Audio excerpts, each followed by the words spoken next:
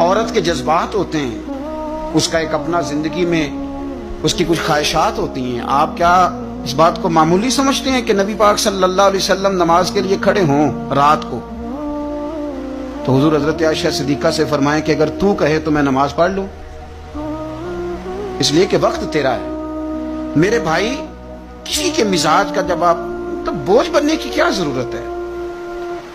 آپ سمجھ لیں، مزاج کو سمجھ لیں اور کوشش کریں کہ فروغ محبت ہو، عداوت نہ ہو. یہ جو ہمارے پاس موقع آتے ہیں نا، عید کے اور حج کے، قربانی کے، رمضان کے، یہ سارے موقع دراصل اللہ نے دیے ہیں کہ آپس میں محبتیں تقسیم کرو.